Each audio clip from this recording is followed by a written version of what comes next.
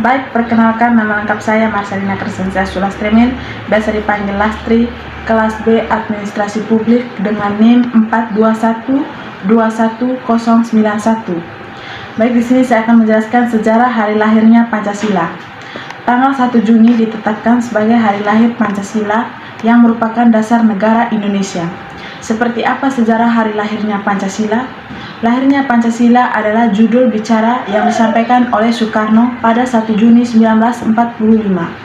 Sejarah hari lahir Pancasila diambil dari rapat Dokoritsu Jumbi Kosakai atau Badan Pendidik Usaha Persiapan Kemerdekaan Negara Indonesia atau biasa disebut atau disingkat dengan BPUPKI yang mengadakan sidang pertama dari 29 Mei hingga 1 Juni 1945.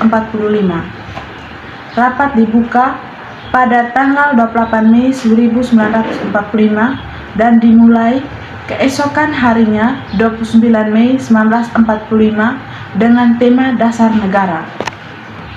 Rapat pertama diadakan di gedung Chuo Shengi In di Jalan Perjambon 6 Jakarta yang kini dikenal dengan sebutan Gedung Pancasila. Pada zaman Belanda, gedung tersebut merupakan gedung Volksraad atau perwakilan rakyat. Setelah beberapa hari tidak mendapat titik terang, pada 1 Juni 1945 Soekarno mendapat giliran untuk menyampaikan gagasannya tentang dasar negara Indonesia Merdeka yang mula Pancasila, pidato yang tidak dipersiapkan secara tertulis terlebih dahulu sebelum diterima secara aklamasi oleh anggota BPUPKI. Selanjutnya, BPUPKI membentuk panitia kecil untuk merumuskan dan menyusun Undang-Undang Dasar atau UUD dengan berpedoman pada bicara Bung Karno tersebut. Lalu dibentuklah panitia 9 terdiri dari Soekarno, Muhammad Hatta, Mr. A.A. Maramis, Akbi Koesmo, Abdul Kahar Muzakir, Agus Salim, Ahmad Subarjo, Wahid Hasim, dan Muhammad Yamin yang ditugaskan untuk merumuskan kembali Pancasila sebagai dasar negara berdasarkan bicara yang diucapkan Soekarno pada 1 Juni 1945 dan menjadikan dokumen tersebut sebagai teks untuk memproklamasikan kemerdekaan Indonesia. Setelah proses persidangan dan lobi-lobi, rumusan Pancasila hasil akhir Soekarno tersebut dapat dicantumkan dalam Mukadimah Undang-Undang Dasar 1945, kemudian disahkan dan dinyatakan sebagai dasar negara Indonesia Merdeka pada 18 Agustus 1945 oleh BPUPKI. Mantan Ketua BPUPKI, Dr. Rajiman Bedioningrat menyebut bicara Soekarno tersebut berisi tentang lahirnya Pancasila, sehingga 1 Juni resmi ditetapkan sebagai hari lahir Pancasila melalui keputusan Presiden nomor 24 tahun 2016 Presiden Joko Widodo atau Jokowi yang menyampaikan keputusan ini melalui bicara pada peringatan pidato Bung Karno 1 Juni 1945 di Gedung Merdeka, Bandung pada 1 Juni 2016. Terima kasih. Oke, baik, saya akan menjawab pertanyaan nomor 2, di mana pertanyaannya, mengapa Pancasila harus dipertahankan? Pancasila dipertahankan karena pada dasarnya Pancasila adalah sumber nilai jati diri bangsa sekaligus fondasi negara Indonesia.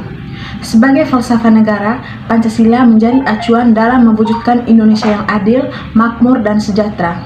Kita sebagai warga negara Indonesia, kita harus terus-menerus menumbuhkan nilai-nilai Pancasila kepada semua generasi. Terima kasih. Baik, saya akan menjawab pertanyaan nomor 3, di mana pertanyaannya, bagaimana mengimplementasikan sila pertama dan kedua dalam kehidupan Anda masing-masing, baik sebagai warga negara Indonesia, mahasiswa, dan kaum muda di tengah era globalisasi. Dilihat dari maknanya, sila pertama menyatakan ketuhanan yang Maha Esa, yang bermakna kemerdekaan beragama bagi bangsa Indonesia dan melaksanakan kebaikan berdasarkan ajaran baik Tuhan. Sila ini menjadikan setiap warga negara Indonesia bebas mengikuti dan menjalankan ibadah sesuai dengan agama dan kepercayaannya. Contoh penerapan sila pertama Pancasila ketuhanan yang Maha Esa. Yang pertama, meyakini adanya Tuhan yang Maha Esa. Yang kedua, percaya dan takwa kepada Tuhan yang Maha Esa sesuai dengan agama dan kepercayaan masing-masing menurut dasar kemanusiaan yang adil dan beradab. Yang ketiga, menghormati agama orang lain. Yang keempat, hidup dan bekerja sama antara pemeluk agama dan penganut kepercayaan yang berbeda-beda sehingga terbina kerukunan hidup. Yang kelima, menghormati kebebasan orang menjalankan ibadah sesuai dengan agama dan kepercayaannya. Yang keenam, menghormati kebebasan orang merayakan hari raya besar keagamaan sesuai keyakinan dan kepercayaan mereka. Yang ketujuh, tidak memaksakan suatu agama dan kepercayaan kepada orang lain. Yang kedelapan, tidak mengganggu teman yang sedang beribadah di sekolah. Yang kedua, sila kedua Pancasila, di mana kemanusiaan yang adil dan beradab. Maknanya, kesadaran. Makna sila kedua Pancasila yang pertama ialah kesadaran. Kesadaran perilaku setiap rakyat Indonesia akan disesuaikan dengan nilai-nilai norma dan tuntutan hati nurani yang ada pada sanubari setiap pribadi masing-masing. Atas kesadaran tersebut, diharapkan bisa memberikan peran dari masing-masing lembaga masyarakat Indonesia untuk melakukan atau melaksanakan pembangunan sesuai dengan kapasitasnya. Yang kedua, hak asasi manusia.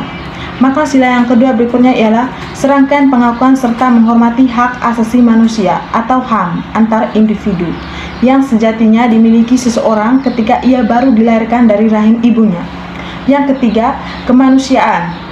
Makna sila kedua Pancasila yang selanjutnya adalah membangku atau menumbuhkan sikap saling mencintai antar sesama makhluk hidup atas dasar kemanusiaan. Jika bisa melaksanakan hal di atas, tentu saja tindakan manusia mempunyai batasan yang tidak akan mengurangi jumlah tindak kejahatan. Yang keempat, keadilan. Makna kedua Pancasila yang keempat adalah proses untuk bisa menerapkan kehidupan yang adil dan beradab. Makna yang satu ini sangat penting, mengingat pembangunan yang ada harus merata serta harus dilakukan dengan terus mempertimbangkan jumlah penduduk, wilayah, dan lain halnya. Yang kelima, tenggang rasa. Pengalaman dalam mewujudkan sikap yang terkandung dalam sila kedua Pancasila ini harus memberikan dorongan dalam memunculkan dan mengembangkan sikap tenggang rasa atau saling menghormati. Menghormati di sini antara menghormati hubungan sosial baik antara individu maupun kelompok masyarakat. Contoh penerapan sila kedua Pancasila dalam kehidupan sehari-hari. Misalnya, 1. Menghargai perbedaan di tengah masyarakat yang terdiri dari banyak suku, agama, ras, dan adat istiadat. Yang kedua, senantiasa menjaga adab atau kesopanan, kehalusan, dan kebaikan budi pekerti kita dalam berbagai kondisi. Yang ketiga, tidak melakukan diskriminasi pada siapapun. Diskriminasi yang dimaksud ialah membeda-bedakan sesama warga negara, baik berbeda karena tingkat pendidikan, kondisi, dan lain sebagainya.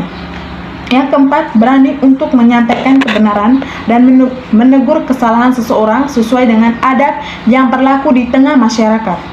Yang kelima, menjaga keseimbangan dalam hal pelaksanaan hak dan kewajiban. Terima kasih.